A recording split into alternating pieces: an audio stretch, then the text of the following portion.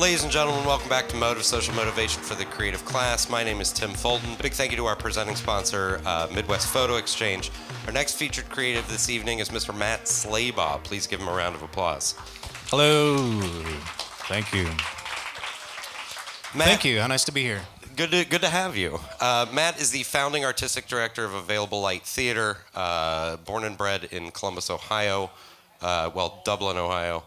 We lost him only for a couple of years at Miami, right? Yeah, Miami of Ohio, among Great. other places. Where he received a BA in theater, and through a couple other ways, he's now here. Yes. Tell everybody sort of the mission of Available Light and what Available Light Theater does. Yeah, everyone came to hear a mission statement, right? Right?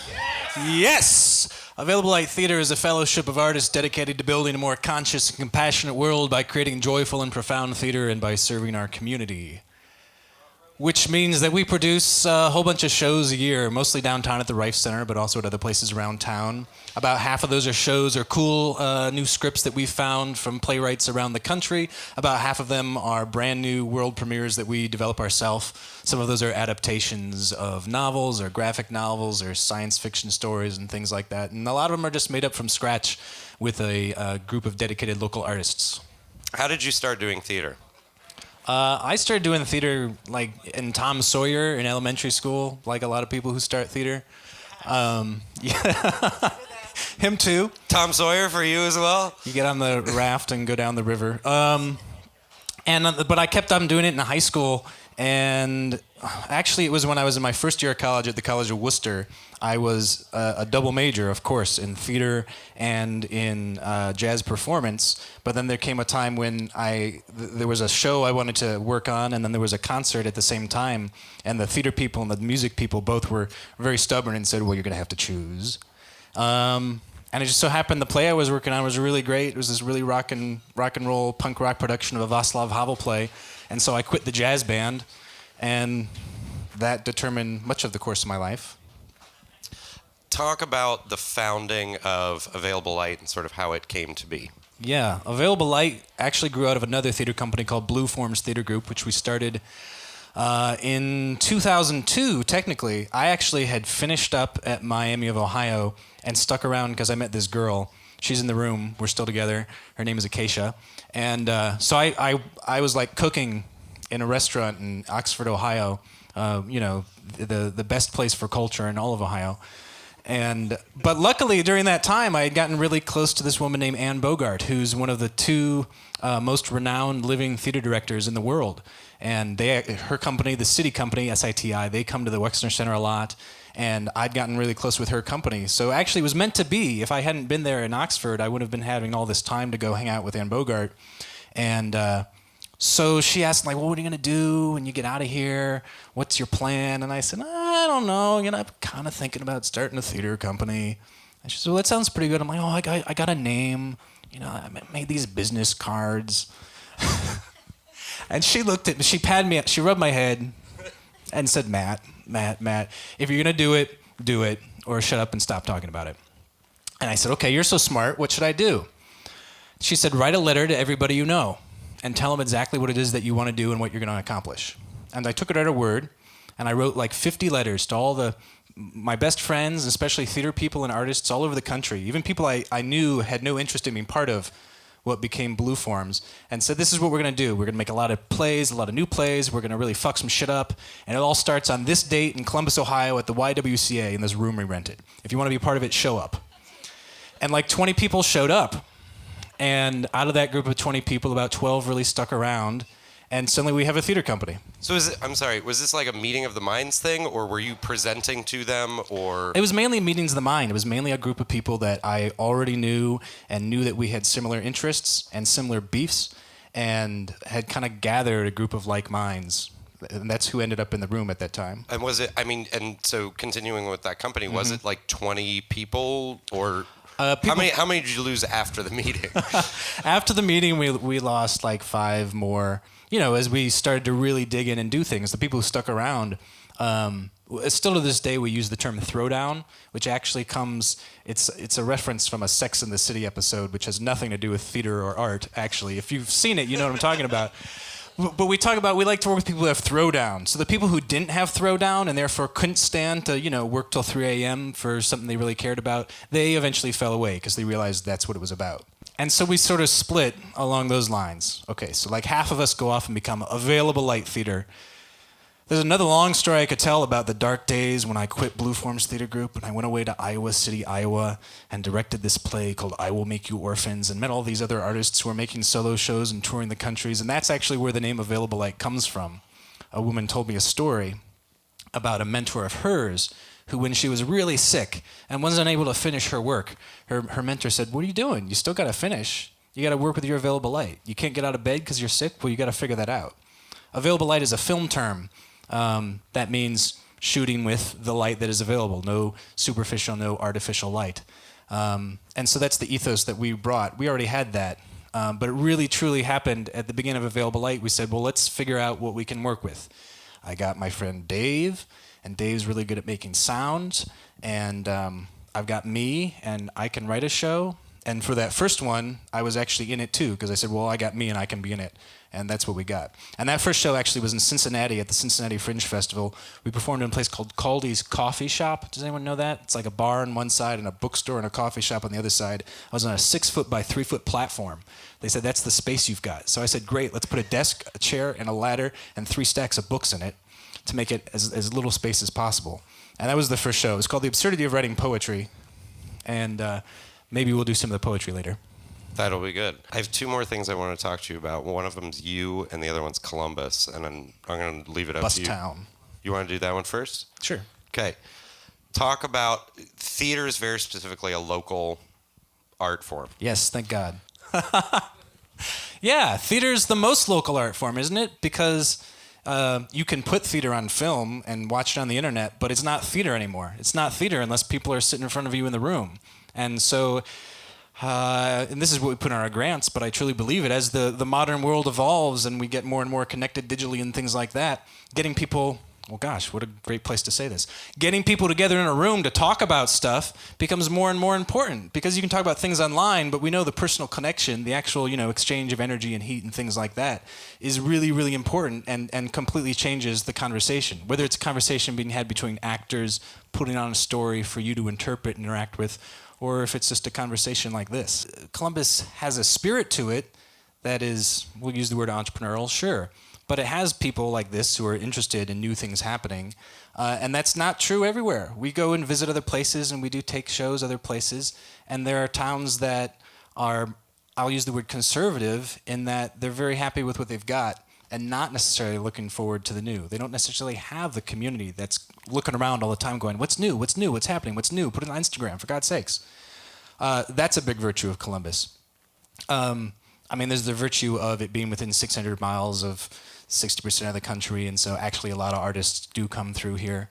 And the artistic community here is, just effing fantastic. That's, if you guys aren't, I'm assuming everybody's out and patronizing the arts all the time, but I'm amazed every day, you turn over a rock and you find somebody making some new amazing art. I got really crazy in Available Light when it was growing, and there was like a year where I didn't actually get out to much art. And then suddenly one day I woke up and I opened up the Columbus Alive, and I'm like, holy moly, I've never heard of any of this stuff. That's how quickly things grow and change in Columbus. And it's a real boon that it can keep challenging in that way. The difficulty, especially because I'm a theater person, is that the theater scene here is not great. It's not. Thank God for the Wexner Center. The Wexner Center brings through some really incredible artists that inspire us and challenge us. Because it's not just that we need a good theater scene so we've got lots of actors and playwrights and directors around. We need a good theater scene so that we have people challenging us as artists and pushing us to do better work. Right? We need competition like everybody else does.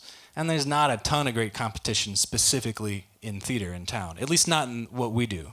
Our context is different from other theater companies like Short on a Stage, who are fantastic, but you're never going to find us fighting over a show where, it's apples to oranges. So I don't really have a presentation prepared. I'm going to run right back to the theater after this. But I'm really, really curious to know what's going on in the room. Collaboration is a big part of what we do, and how we always start our collaboration is just sort of looking around the room and saying, who are these people and what are we all doing here together and what have we come here for? So I really just, at this point, we'll get to talking and maybe we'll share some stories. Why are you here? What are you here for? What are you looking for? What are you seeking? This is like hipster church all of a sudden. Come to me, my children. I have this problem that I'm an introvert, and so, in fact, most of our theater company are introverts, which seems ridiculous. But we all have a real problem talking about ourselves and like bragging about what we're doing and things like that. And then we look around and we're like, why don't more people know about Available Light Theater? Because when we pass strangers in the street, we're like, You do that too? Are you shy about self-promotion? I just feel like it's rude to talk about yourself endlessly. Ah, it's rude to talk about yourself. All the time. All to talk about yourself all the time. Yeah. Does anyone else have that problem in trying to accomplish whatever it is that you're trying to accomplish? I think that's a Midwest manner. Oh, You know, I mean, I feel like people from the Midwest, you generally ask about somebody else before you're going to talk about yourself. That's at least my way that I. that's what my mother taught me. That's for sure. Yeah, where'd you grow up? Here mostly. Okay, well, Yeah. like northeastern Ohio. So Ohio. I'm from Cleveland. All generally the same, raised the same way. You know? Yeah. Think about other people first. Yeah, that's true. Yeah, people all the time are like, "Hey, what's going on?" And I'm like, "Oh, nothing." Well, if this were a different, maybe if this were a foreign country, we would look at that and say like, "Oh, well, that's a tradition." The first time you ask someone what's going on, they're going to say nothing. But then the expectation is that you'll ask them again and say, "No, no, really, tell me what's going on." Yeah, that's what you do. Right. I think it's about being boastful. Boastful. Who said that? And maybe more about like what I did wasn't so cool because there's so many cooler people doing other cool things than I did that day. Well, that's true. When people ask me, what have you been up to, there's definitely a certain level of me thinking, like, I don't really want to hear about my boring crap, right? Especially if it's like, maybe it's even worse with a friend, because I'm like, oh, they hear about me complain about the theater stuff or, talk about that all the time. Do you think this relates to the lack of urgency that we have in Columbus, Ohio? Oh. Let's talk about. I mean, I've thought about our crisis of confidence. I haven't thought about our lack of urgency. Somebody put it to me as a lack of urgency, and I actually thought that it seemed kind of true. That, well, this is probably not the group of people. Somebody's nodding their head, though. But there's certainly a lot of people who are, like, trying to do stuff. But there's something of an attitude of, like, it's okay if I don't work that hard today. I'll work that hard next week.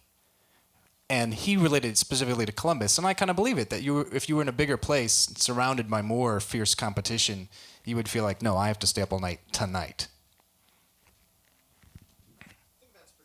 I think that's a legit statement. But then at the same time, I don't know. I have never heard of you, and why is that? That's a good question. I care. I've just never heard of you. Well, no, this is an interesting question. I'm going to ask the blunt question. Please forgive me, I don't mean to be insulting. Where do you go normally when you want to find out about theater? To the Wexner Center. To the Wexner Center. But I mean, like, when you want to know about theater, do you look in the Dispatch or Columbus Monthly or... None of that really. Just talk to friends. One of my challenges is that every minute that I'm doing something like this, or, oh my God, spending 20 hours a week in QuickBooks, which is the bane of my life, doing spreadsheets and all that other sort of stuff, every moment that I spend doing that, I'm thinking to myself, I need to be writing a play right now. I should be in rehearsal right now. That's what I'm on this earth to do. And so, and maybe that's an excuse. Actually, maybe that's an excuse, because I'm using my introversion and the fact that I should be writing a play to avoid spending more time doing things like this. And maybe you're right. Well, you said you don't even like being on stage, but you're doing a good job at it, so you should just go out there and promote your brand or your company, what you're doing. You're very kind. I did bring my wife. She asked me, do you need moral support? I said, oh, please.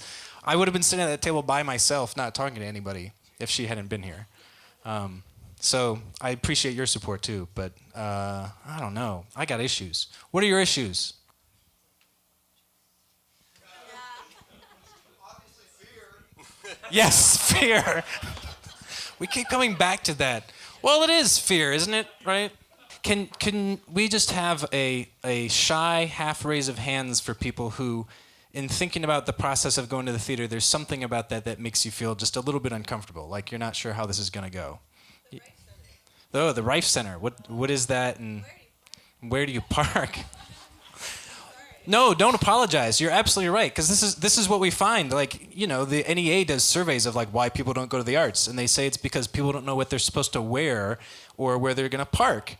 And it's at the Rife Center. You can park right under the Rife Center. There's an entrance from Front Street.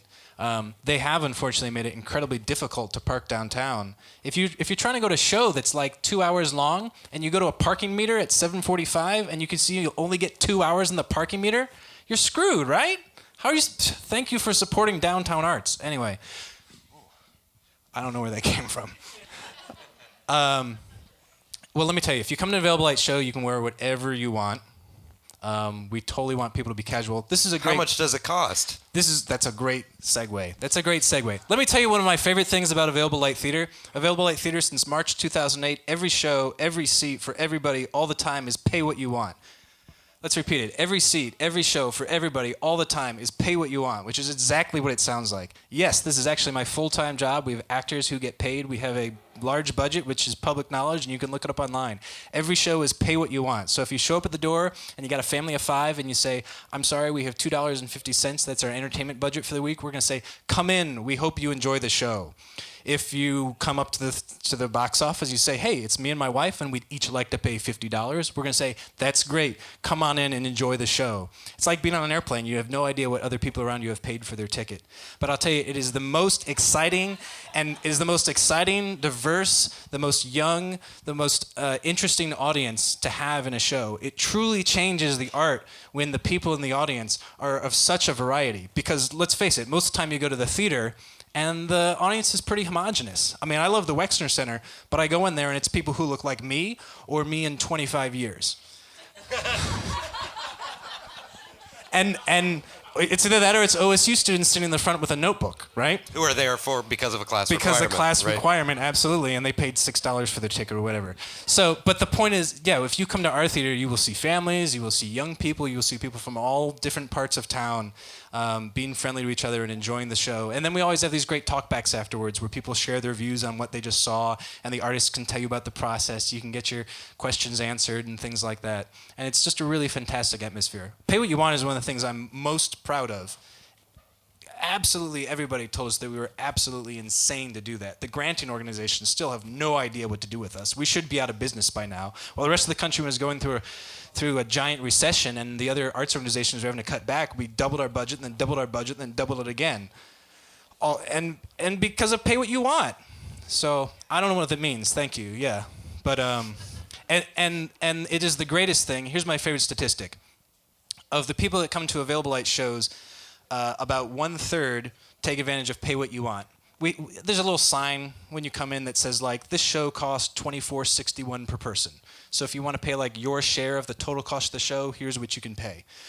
About 1/3 of the people pay less than that. They take advantage of Pay What You Want in some way, shape, or form. About 25% of the audience, though, pays more than that. And those are the people that know that they're supporting. I mean, this is like socialism or something, right? But those are the people who know that if I pay a little bit extra, then those other folks can also afford to go to the theater, and we can afford to keep it. Pay What You Want. I'm incredibly proud and incredibly moved by those people. Where do we go from here, sir? I think we thank you. Oh, thank you. We clap for you.